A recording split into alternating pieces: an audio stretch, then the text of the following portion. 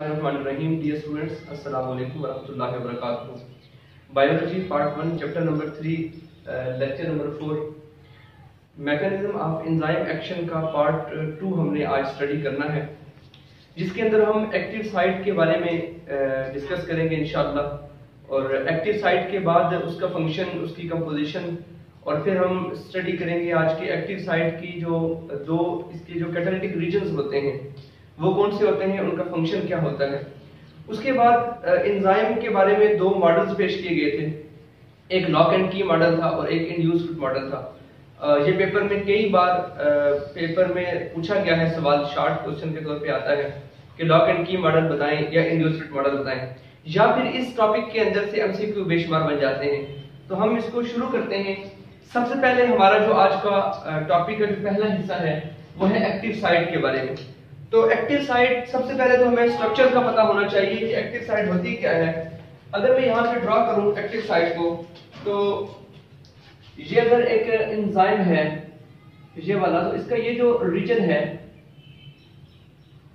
इसे हम कहेंगे कि ये क्या है, एक्टिव साइट। ये क्या है, एक्टिव साइट।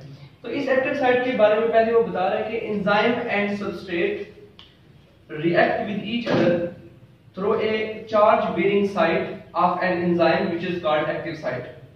अच्छा, यहाँ पे इसने एक लफ्ज आपकी बुक में लिखा है, वो है चार्ज बेयरिंग साइट, ये वाला। सबसे पहले इसे स्टडी करेंगे कि ये चार्ज बेयरिंग साइट इसे क्यों कहते हैं। एक्चुअली अगर देखा जाए तो ये जो साइट होती है जिसे एक्टिव साइट कहते हैं, ये वो जगह होती है जहां पे आके सबस्ट्रेट ने अटैच होना होता है। और सबस्ट्रेट, हमने कैरेक्टरिस्टिक्स ऑफ एंजाइम में पढ़ा था कि सबस्ट्रेट जो होते हैं वो बड़े स्पेसिफिक, मतलब एंजाइम बड़ा स्पेसिफिक होता है अपने एक्शन में। वो सिर्फ खास किस्म का सबस्ट्रेट ही अपने साथ आके अटैच करता है। वो जो सबस्ट्रेट होता है बेसिकली ये जो चार्जेस का डिफरेंस होता है उसकी वजह से इनकी अटैचमेंट होती है। जब भी कोई सबस्ट्रेट आके अटैच होता है इसके साथ, अगर हम ये कहें कि ये एक सबस्ट्रेट है तो इसने आके यहाँ पे अटैच होना है, इस सबस्ट्रेट ने आके यहाँ पे अटैच होना है, तो फिर यकीनन ऐसा होगा कि अगर इसके ऊपर पॉजिटिव चार्ज है एक्टिव साइट के ऊपर, तो यहाँ पे सबस्ट्रेट पे कौन सा चार्ज होगा, नेगेटिव चार्ज होगा। ये जो दोनों चार्जेस होते हैं आपस में, ये जो अपोजिट जो चार्जेस हैं, ये पॉजिटिव हो गया, ये नेगेटिव हो गया, ये एक दूसरे को आपस में अट्रैक्ट करेंगे। इनकी आपस में अट्रैक्शन की वजह से ये जो सबस्ट्रेट है ये आके एंजाइम की एक्टिव साइट के ऊपर आके फिट हो जाएगा। तो वो यही बात कह रहा है कि enzyme and substrate react with each other, ये आपस में सबस्ट्रेट और एंजाइम का जो रिएक्शन होता है, मिलना जो होता है, थ्रू एक चार्ज बियरिंग साइट। एक चार्ज बियरिंग साइट जो होती है जिसपे चार्ज होता है उस जगह से होता है ऑफ एन एंजाइम, और वो एंजाइम की चार्ज बियरिंग साइट होती है, जगह होती है, which is called active site, जिसे हम एक्टिव साइट कहते हैं। दूसरी बात उसने यहाँ पे लिखी है कि charge and shape of an active site. अब सवाल ये पैदा होता है कि हमने इस चार्ज का जिक्र किया, एंजाइम पे ये चार्ज कहां से आ गया। चार्ज एंड शेप, ये जो दो चीजें होती हैं, एक होगी चार्ज और एक होगी shape of active site. Active site के ऊपर जो चार्ज होता है और जो इसका शेप होती है, इस फॉर्म वो बनती है by some amino acids present in the polypeptide chain of active site of enzyme. शुरू में हमने पढ़ा था, जब ये टॉपिक चैप्टर हमने स्टार्ट किया था, तो हमने कहा था कि जो एंजाइम्स होते हैं, एंजाइम मिलके बनते हैं अमीनो एसिड से, और अमीनो एसिड मिलते हैं तो बनते हैं पॉलीपेप्टाइड चेन, पॉलीपेप्टाइड चेन्स बनते हैं, और वो उन्हीं को फिर हम आगे मिलके वो क्या बनते हैं, एंजाइम्स बनते हैं। तो इसका मतलब ये हुआ कि अमीनो एसिड की कॉइलिंग की वजह से पॉलीपेप्टाइड चेन बनते हैं, और यही कॉइलिंग आगे जाके फिर क्या बनाती है, एंजाइम। ये जो पॉलीपेप्टाइड चेन है ये प्रोटीन की होती है। दीज अमीनो एसिड, यहाँ पे वही बात लिखी हुई है कि चार्ज एंड शेप, ये जो एक्टिव साइट हमने यहाँ पे अभी कुछ देर पहले ड्रॉ की थी, इस एक्टिव साइट के ऊपर जो चार्ज होता है और जो शेप होता है उसको कौन बनाता है, उसको अमीनो एसिड ही बना रहे होते हैं, क्योंकि पूरे का पूरा एंजाइम अमीनो एसिड ने बनाया, और एंजाइम के अंदर ही एक पोर्शन है एक्टिव साइट, उसको भी कौन बनाएगा, उसको भी ऑफ कोर्स अमीनो एसिड ही बनाएंगे। तो उसी की बात कर रहे हैं, charge and shape of active site is formed by some amino acids. Amino acid charge भी बनाते हैं, उसकी शेप को भी बनाते हैं एंजाइम की एक्टिव साइट पे जो होती है, प्रेजेंट इन पॉलीपेप्टाइड चेन। और वो आपस में कैसे बनते हैं अमीनो एसिड से, एंजाइम की एक्टिव साइट की शेप और चार्ज कैसे बनता है, पॉलीपेप्टाइड चेन की कॉइलिंग की वजह से ही बनता है। These amino acids are brought closer, ये जो अमाइनो एसिड्स होते हैं इनको करीब लाया जाता है, and are arranged, और फिर उनको तरतीब में लगाया जाता है in a specific way, एक खास पैटर्न के तहत, एक तरतीब में होता है। कैसे होता है वो? by coiling and folding of the polypeptide chain within the globular symmetry of enzyme, मतलब एंजाइम के अंदर जो अमाइनो एसिड्स होते हैं उनकी कॉइलिंग और उनकी फोल्डिंग की वजह से एक खास किस्म की फोल्डिंग और कॉइलिंग बनती है। हर एक्टिव साइट की अपनी अपनी होती है, और वो कौन बनाता है? अमाइनो एसिड बनाते हैं। फिर उसके ऊपर चार्ज आता है और सबस्ट्रेट आके वहां पे अटैच होता है। आपस में जो नेगेटिव चार्जेस होते हैं एक दूसरे को अट्रैक्ट करते हैं। पॉजिटिव और नेगेटिव चार्जेस आके अट्रैक्ट करने की वजह से जो सबस्ट्रेट है वो आके एंजाइम के ऊपर फिट हो जाता है। इसके बाद हमने पढ़ना है कि there are two regions of active site. Active site के दो रीजन्स होते हैं, एक को कहते हैं बाइंडिंग साइट, एक को कहते हैं कैटालिटिक साइट। पेपर में सवाल ऐसे आता है, कंपेयर या डिफरेंशिएट बिटवीन, या how you can make difference between binding site and catalytic site. या डिफाइन पूछ सकता है, या वो ऐसे पूछ सकता है, what do you know about the function of binding site and catalytic site. तो इन तमाम जो भी सवाल उसका एक ही है जवाब, दोनों का एक ही है, वो ये है कि बाइंडिंग साइट क्या होती है। देखिए इसका नाम इंडिकेट कर रहा है कि बाइंड का मतलब है किसी चीज के साथ आके बाइंड करना। कैटालिटिक साइट, कैटालाइज का मतलब है किसी चीज को आगे प्रोसीड करना, रिएक्शन को प्रोसीड करना। हमेशा दो आपने चीजें, ये एक चीज ध्यान में रखनी है कि सबसे पहले कोई भी चीज आके किसी चीज के ऊपर अटैच होती है, अटैचमेंट होती है, उस अटैचमेंट को कहते हैं बाइंड कर जाना, बाइंडिंग, उसे बाइंडिंग कहते हैं। जब वो कोई चीज किसी पे आके अटैच हो जाती है उसके बाद जो अगला स्टेप होता है उस अगले स्टेप पे हम पढ़ेंगे कैटालिटिक साइट, जिसमें कैटालाइज वो जो अटैच हुई हुई चीज है वो अपने इंजाम को पहुंचेगी, अपना काम करेगी। अच्छा यहाँ पे है कि binding site helps, it help, ये जो बाइंडिंग साइट होती है ये हेल्प करती है एंजाइम की in recognition and binding. Recognise कहते हैं पहचानने को, शिनाख्त करने को, बाइंडिंग कहते हैं आगे जुड़ने को। तो इसका मतलब ये हुआ कि ये जो एक्टिव साइट होती है, जो एक्टिव साइट का जो बाइंडिंग रीजन है वो क्या करता है, आने वाले सबस्ट्रेट को पहले पहचानता है कि आया कि ये जो सबस्ट्रेट है ये इसी के काबिल है या नहीं। अगर वो उसके मुताबिक ना हो तो फिर वो उसको अपने साथ कभी बाइंड नहीं करवाता। तो पहला स्टेप ये हो गया। सबसे पहले तो यहाँ पे जरा ड्रा करके आपको बता देता हूं तो आपको आसानी हो जाएगी। सबसे पहले कौन सा स्टेप होता है, ये यहां पे अगर हम कहेंगे ये एंजाइम है, इसके ऊपर जो आने वाला सबस्ट्रेट है हम कहते हैं कि सपोज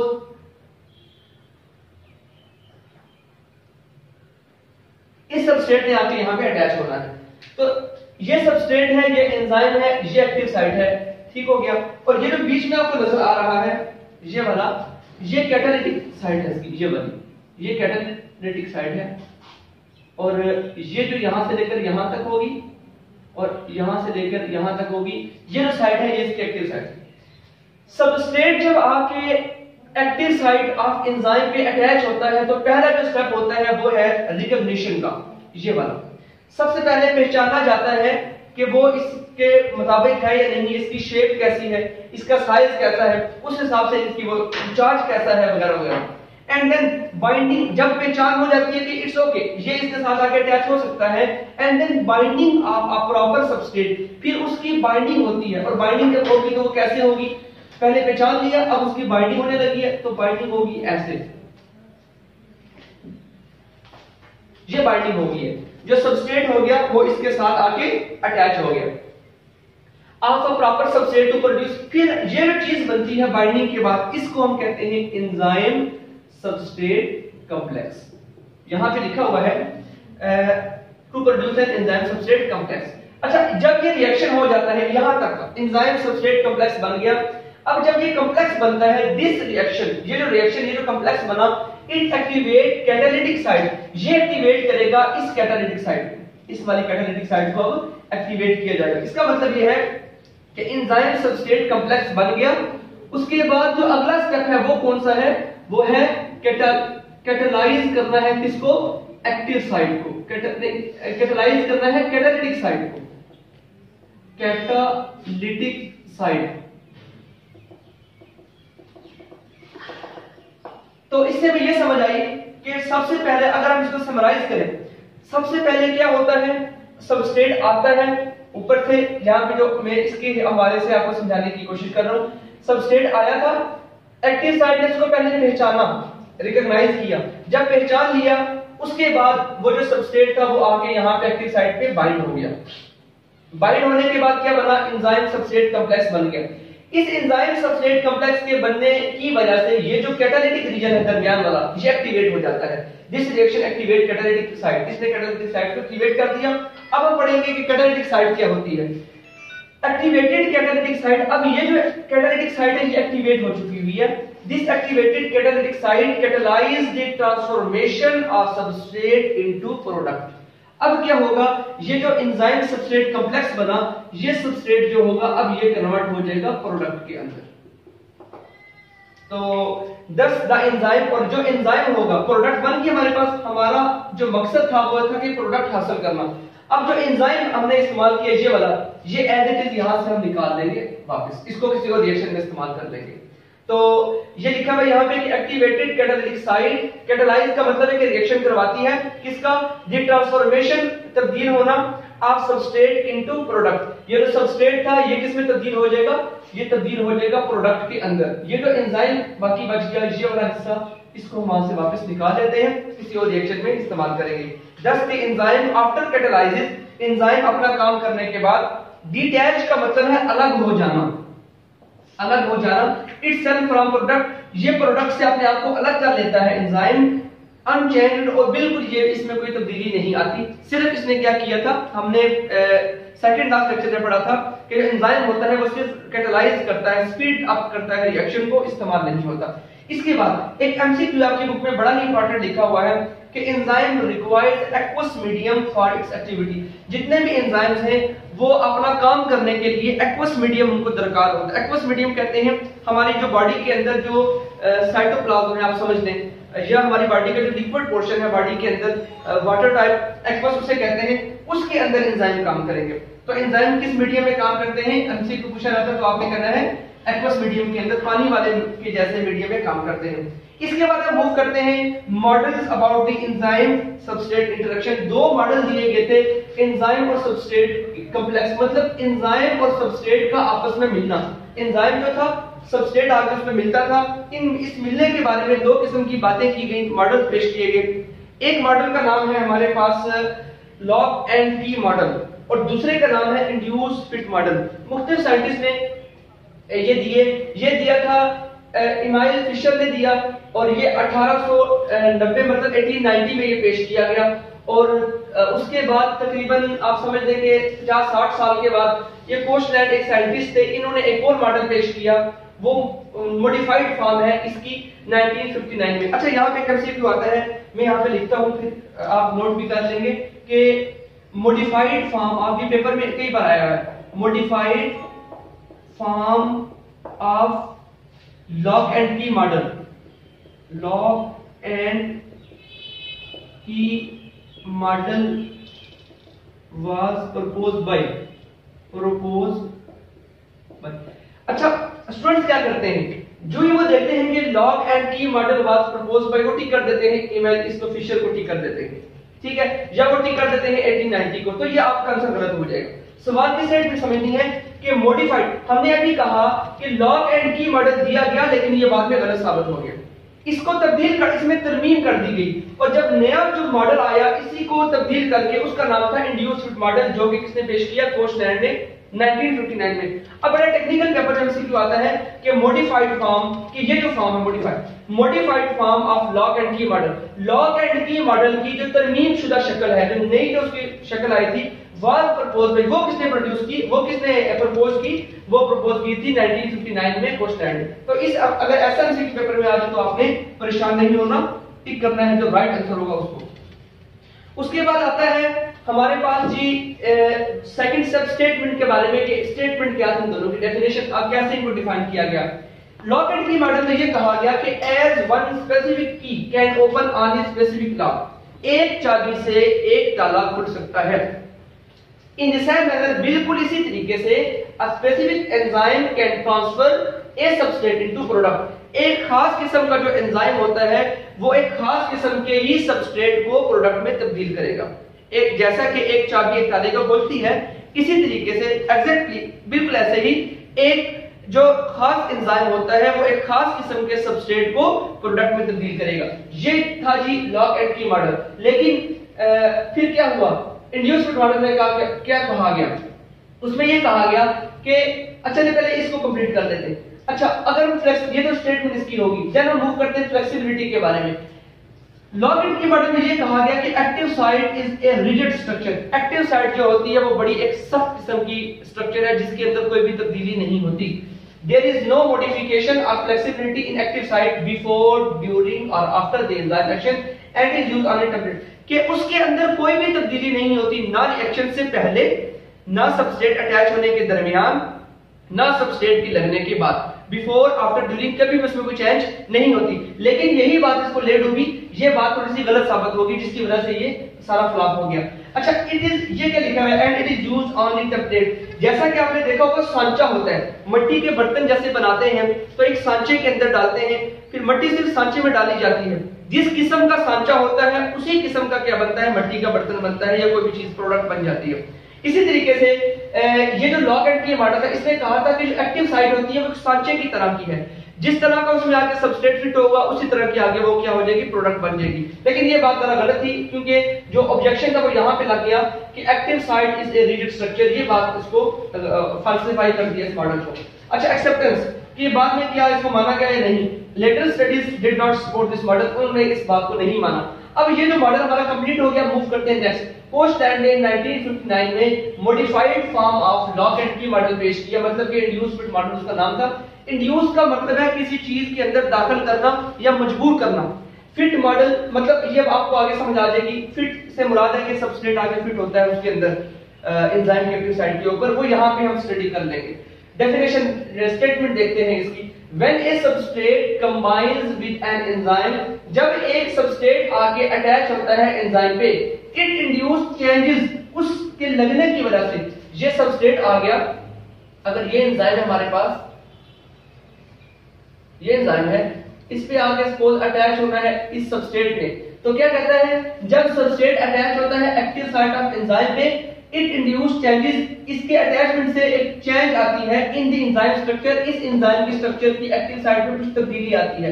दिस चेंज इनेबल, ये जो चेंज होती है, this change enable enzyme to perform its catalytic activity more effectively. इस तब्दील होने की वजह से सबस्ट्रेट जो होता है वो आके आसानी से फिट हो जाता है, अपना काम तेजी से करना शुरू कर देता है। अच्छा, इसमें फ्लेक्सिबिलिटी के बारे में क्या पॉइंट है, यही पॉइंट नीचे लिख दिया कि active site is not a rigid structure. इसने कहा था कि वो रिजिड स्ट्रक्चर है, इसने कहा नहीं, एक्टिव साइट रिजिड स्ट्रक्चर नहीं है। ये जो एक्टिव साइट है ये सख्त स्ट्रक्चर नहीं होती, बल्कि इसमें चेंज आती है एक्टिव साइट में। कब आती है, जब सबस्ट्रेट आके इस पे अटैच होता है। उस चेंज की वजह से क्या होता है, which enable enzyme to perform its catalytic activity more effectively. उस वजह से वो जो रिएक्शन होता है वो जरा बेहतर तरीके से हो जाता है, जरा सी उसमें चेंज आती है। तो इस सिर्फ रिजिड और रिजिडिटी की बुनियाद पे ये रिजेक्ट हुआ था। अच्छा, एक्सेप्टेंस देखा जाए तो later studies support this model, बाद में जो स्टडीज थी उन्होंने ये बात वाज़ेह कर दी, इस बात का सबूत दिया कि इंड्यूसमेंट मॉडल जो है वो बड़ा अच्छा मॉडल है। इस चीज को माना जाता है लॉक एंड की मॉडल को चेंज कर दिया गया इस वाली फॉर्म में। इसके बाद आपकी बुक में एक बॉक्स लिखा हुआ है, मैं आपको बताता हूं कि उसमें लिखा हुआ है कि कुछ एंजाइम जो होते हैं, पेज नंबर 40 पे लिखा हुआ है कि ज्यादातर जो एंजाइम होते हैं वो साइटोप्लाज्मिक, अभी हमने पढ़ा था कि एंजाइम एक्वस मीडियम में होते हैं, पानी वाली जो सेल का जो वाटरी पोर्शन होता है वहां पे होते हैं। ये बात ठीक है, वहां पे भी होते हैं, लेकिन कुछ एंजाइम कहां पे होते हैं, उस साइटोप्लाज्म के अंदर जो ऑर्गेनेल्स होती हैं उनके साथ अटैच होते हैं। आपकी बुक में लिखा हुआ है कि most enzyme do not float about in the kind of cytoplasmic soap, कि ज्यादातर जो एंजाइम्स होते हैं वो साइटोप्लाज्मिक सोप जो मतलब जो साइटोप्लाज्म होता है उसके अंदर नहीं होते, बल्कि कहां पे होते हैं वो, but are attached to membrane system, वो किसी मेम्ब्रेन के साथ अटैच होते हैं and inside the cell, cell के अंदर in specific and orderly arrangement. और उसकी एग्जांपल क्या है, उन ऑर्गेनेल्स की कौन सी एग्जांपल है, एक माइटोकॉन्ड्रिया हो गया, एक क्लोरोप्लास्ट हो गया, इनके साथ एंजाइम अटैच होते हैं। तो डियर स्टूडेंट्स, आज का जो हमारा टॉपिक था mechanism of enzyme action part 2, वो हमने पढ़ा। इसके अंदर हमने एक्टिव साइट को डिस्कस किया, चार्ज बीरिंग साइट किसे कहते हैं, और चार्ज और शेप को मेंटेन कैसे किया जाता है, अमाइनो एसिड कैसे करते हैं। देन हमने पढ़ा कि रीजन कौन कौन से हैं, एक्टिव साइट के 2 रीजन हैं, उनके फंक्शन पढ़े, बाइंडिंग साइट अलग से पढ़ा, बाइंडिंग साइट के बाद कैटालिटिक साइट पढ़ा। उसके बाद हमने एमसीक्यू पढ़ा कि एक एंजाइम जो होते हैं एक्वस मीडियम में अच्छा काम करते हैं। उसके बाद फिर 2 मॉडल्स हमारे पास आ जाते हैं, लॉग एंड की मॉडल। जब भी पेपर में सवाल आ जाए तो आपने एक पॉइंट ये, दूसरा पॉइंट डेफिनेशन का या स्टेटमेंट का, तीसरा पॉइंट फ्लेक्सिबिलिटी के बारे में और चौथा पॉइंट एक्सेप्टेंस का आपने डिस्कस करना है। देन हमने एक आखिर में छोटा सा बॉक्स पढ़ा। तो अब हमारी मुलाकात इंशाल्लाह अगले लेक्चर में होगी factors affecting the rate of enzyme action पे। तो तब तक के लिए अपना ख्याल रखिएगा, दुआओं में याद रखिएगा। अल्लाह हाफिज़।